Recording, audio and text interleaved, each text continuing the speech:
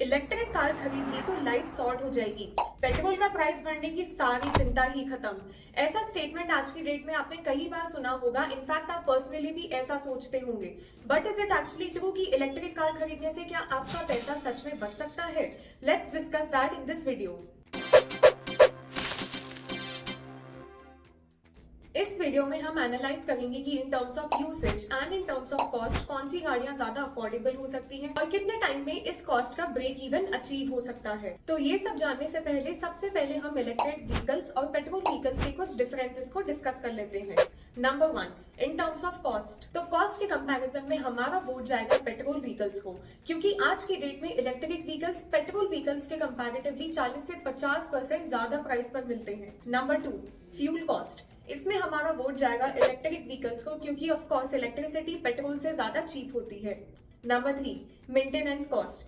इसमें हमारा वोट वापस से जाएगा इलेक्ट्रिक व्हीकल्स को, क्योंकि इलेक्ट्रिक व्हीकल्स का system comparatively to petrol vehicle system से कम कॉम्प्लेक्स होता है। Number 4, range. Well, in terms of range हमारा वोट जाएगा पेट्रोल व्हीकल्स को, क्योंकि comparatively to petrol vehicles electric vehicles की बैटरी की कैपेसिटी कम होती है एंड इनफैक्ट लॉन्ग जर्नीज के थ्रू आपको चार्जिंग पॉइंट्स मिलना भी थोड़ा सा मुश्किल हो सकता है, क्योंकि आज की तारीख में भी पेट्रोल पंप की अवेलेबिलिटी आपको ज्यादा दिखेगी। Number 5, resale value. तो इलेक्ट्रिक व्हीकल्स की डिमांड होने के ज्यादा कारण आपको इलेक्ट्रिक व्हीकल्स की रीसेल वैल्यू ज्यादा बेटर डील पे मिल सकती है, इसलिए हमारा इसमें वोट जाता है इलेक्ट्रिक व्हीकल्स को। तो अब एक एग्जांपल लेकर हम ये डिस्कस करते हैं कि इन टर्म्स ऑफ ओनरशिप आपके लिए कौन सी गाड़ी ज्यादा बेटर रहेगी और इलेक्ट्रॉनिक व्हीकल्स को अपनी कॉस्ट का ब्रेक इवन अचीव करने के लिए कितना टाइम लगेगा। So here we are taking an example of Tata Nexon, जिसके मार्केट में दो वेरिएशंस आते हैं।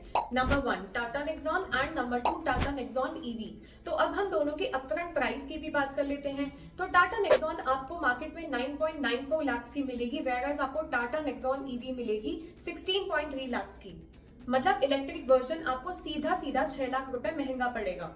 तो यहाँ हम कुछ असम्पशंस लेके चल रहे हैं, जैसे कि आज से हम अब 8 साल तक की बात करते हैं। नंबर 2, पर डे आप गाड़ी को 50 किलोमीटर तक चला रहे हैं, तो इसी हिसाब से पर ईयर आप गाड़ी को 18,250 किलोमीटर तक चला रहे हैं। यहाँ पर अगर आप पर किलोमीटर की कॉस्ट पेट्रोल के हिसाब से 7 रुपए लेकर चल रहे हैं और गाड़ी का रनिंग किलोमीटर है पर डे का 50 किलोमीटर, तो आपका साल का खर्चा आएगा 1,27,750 रुपीज तक का। और 8 साल के हिसाब से आपको इसकी कॉस्ट पड़ जाएगी 10,22,000 रुपीज। सिमिलरली यहाँ पे अगर हम इलेक्ट्रिसिटी के हिसाब से पर किलोमीटर की कॉस्ट लेकर चल रही है 0.7 रुपीज, तो आपको इसका 8 साल में खर्चा आएगा 1,22,000 रुपीज। मेंटेनेंस कॉस्ट की अगर हम बात करें तो इलेक्ट्रॉनिक व्हीकल्स का साल भर का खर्चा आता है approximately 37,000 rupees, whereas petrol vehicle का खर्चा आ सकता है अप्रोक्सीमेटली 30,000 रुपीज। तो 8 साल के हिसाब से इलेक्ट्रॉनिक व्हीकल्स का खर्चा हुआ 2,96,000 रुपीज एंड पेट्रोल व्हीकल्स का खर्चा हुआ 2,40,000 रुपीज। इंश्योरेंस की अगर हम बात करके चले तो साल भर का खर्चा आपका इलेक्ट्रॉनिक व्हीकल में आ सकता है 80,000 रुपीज तक का और पेट्रोल व्हीकल में आ सकता है आपका 50,000 रुपीज तक का। 8 साल के हिसाब से आपका इलेक्ट्रॉनिक व्हीकल का खर्चा हो गया 6,40,000 रुपए, वेयरएज पेट्रोल व्हीकल का खर्चा हो गया आपका 4 लाख रुपए। अब अगर हम इनको 8 साल के हिसाब से टोटली ऐड करें तो आपका पेट्रोल व्हीकल का cost, insurance cost, fuel cost और मेंटेनेंस कॉस्ट को मिलाकर आएगा 16,62,000 रुपीज तक का और इलेक्ट्रॉनिक व्हीकल का आपका कॉस्ट आएगा 10,58,000 रुपीज। अब हम अगर कंप्लीट टोटल कॉस्ट इसको निकालें आपकी परचेसिंग कॉस्ट की हिस्ट्री को जानकर, तो आपके पेट्रोल व्हीकल का टोटल कॉस्ट आएगा 16,62,000 rupees plus 9,40,000 rupees, which is equal to 26,02,000 rupees. Similarly electronic vehicle का आपका खर्चा आएगा 10,58,000 rupees plus 16.3 lakh rupees, which is equal to 26,30,000 rupees.